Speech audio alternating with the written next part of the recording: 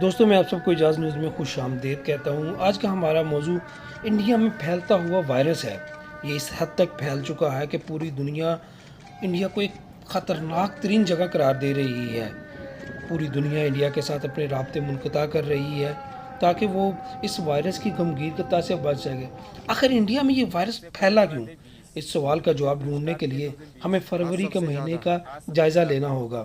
فروری 2021 میں انڈیا کے وزیر صحت نے اعلان کیا کہ انڈیا اس وائرس پر تقریباً قابو پا چکا ہے۔ وہاں 11,000 کیسز سامنے آ رہے تھے اور دنیا کا بھی خیال تھا کہ انڈیا اس پہ قابو پا چکا ہے، لیکن حالات ایسے نہیں تھے۔ نریندر مودی نے بھی وسط فروری میں ایک بیان داغ دیا۔ انہوں نے کہا کہ کووڈ کے خلاف کامیاب جدوجہد پوری دنیا کے لیے مثال ہے۔ نریندر مودی کے اس بیان کے بعد حکام نے لاک ڈاؤن کی پابندیاں ختم کر دیں، شہریوں نے سماجی فاصلے کے پروٹوکول کو نظر انداز کر دیا، ماسک پہننا چھوڑ دیا۔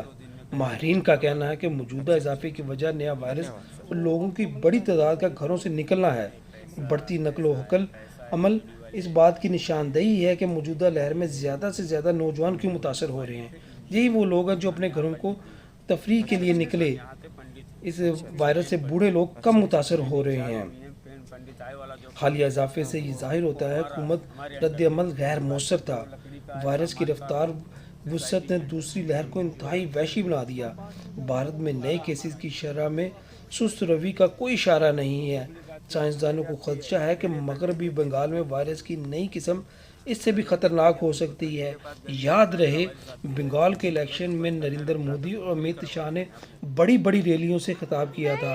ممتا بنرجی نے بھی اب ریلیوں سے خطاب کیا تھا، اس لیے وہاں بڑا مجمع جمع ہوا، جس کی وجہ سے وہاں وائرس کے خطرناک ہونے کا اور بھی زیادہ خدشہ پایا جا رہا ہے۔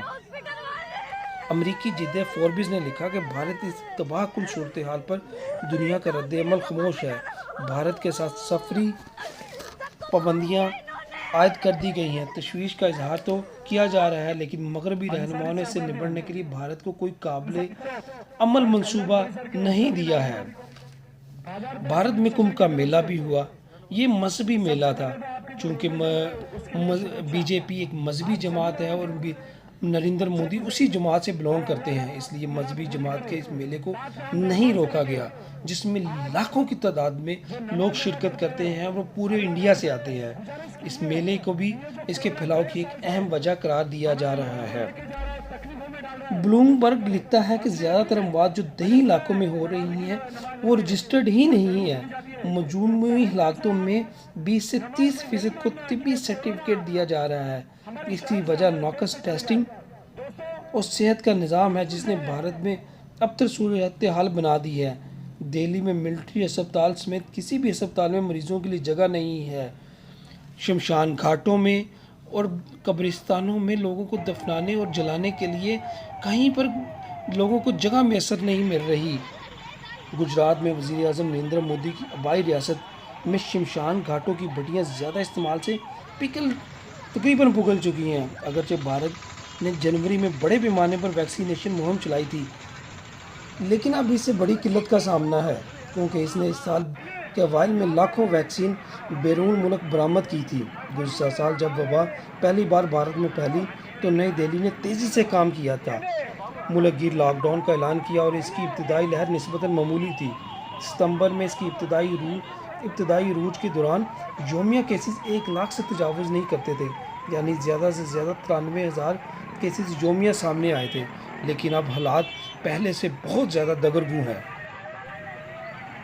ان حالات کے بارے میں سوچ کر ہی روح کانپ اٹھتی ہے، کیونکہ بڑے شہروں میں گیس سلنڈر کی شدت سے کمی ہے۔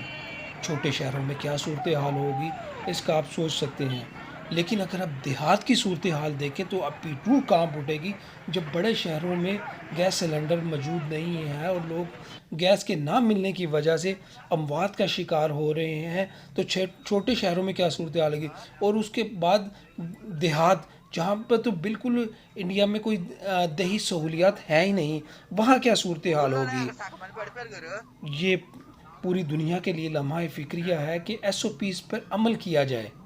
انڈیا میں ایس او پیز کو نظر انداز کیا گیا، پوری طرح نظر انداز بلکہ کیا گیا، جس کے بعد حالات اس قدر دگرگوں ہوئے، بڑی بڑی ریلیوں سے خطاب کیے گئے، مذہبی اجتماعات کو اجازت دی گئی کہ وہ مذہبی اپنے انعقاد کریں۔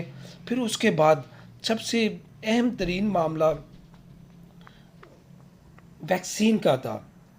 انڈین گورنمنٹ اس قدر پر اعتماد ہو گئی کہ اس نے ویکسین اپنے لوگوں کے لیے بجائے بیرون ملک میں برآمد کرنا شروع کر دی۔ حالانکہ پہلے تو لوگ اپنے ملک میں عوام کو لگاتے ہیں، امریکہ، رشیا اور جن دوسرے ممالک نے سب سے پہلے اپنے لوگوں کے لیے ویکسین محفوظ کری اور کروڑوں کے آرڈر جو بیرون ملک کو دیے، لیکن انڈیا میں یہ صورتحال بالکل مختلف رہی۔ وہاں پہ اب ویکسینیشن کی بھی شدت سے کمی ہے، کیونکہ انہوں نے اپنی ویکسین زیادہ تر بیرون ملک برآمد کر دی تھی۔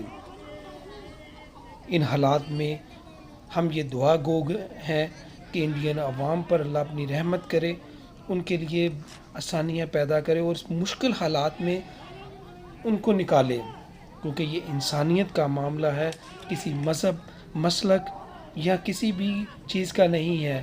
مرنے والا انسان ہے اور وہاں پہ انسان بڑی تعداد میں اس وائرس کا شکار ہو کر مر رہے ہیں۔ دوسری طرف یہ اگر ہم کہا جائے تو یہ بے جا نہ ہوگا کہ بڑی حد تک یہ انڈین گورنمنٹ کی غفلت ہے، جنہوں نے اس صورتحال پر قابو پانے کی بجائے عوام کو کھلی چھٹی دے دی اور یہ اعلان کرتے پھرے کہ ہم دنیا کے لیے ایک مثال بن گئے ہیں۔ وہ اچھی مثال تو نہیں بن سکے، لیکن ان کے اس جواب سے پورے انڈین عوام اس وقت ایسی مشکل کا شکار ہیں جس کا اندازہ کر کے ہی روح کانپ اٹھتی ہے۔ ہم دعا گو ہیں کہ اللہ تعالیٰ ان کو اس مشکل حالات سے نکالے اور تمام دنیا اور تمام انسانیت کو ایسے وائرس سے محفوظ کرے، کیونکہ یہ کسی ایک ملک یا کسی ایک نیشن کا مسئلہ نہیں رہا، یہ پوری انسانیت کا مسئلہ ہے۔ یہاں پوری دنیا اس وائرس کا مشکل میں مبتلا ہے۔ دنیا نے اپنے دروازے انڈیا کے لیے بند کر دیے ہیں، ان کے آنے والوں اور جانے والوں پر پابندی عائد ہے۔ اللہ تعالیٰ اس وائرس میں ہم سب کو اپنی رحمت سے نکالے، آمین۔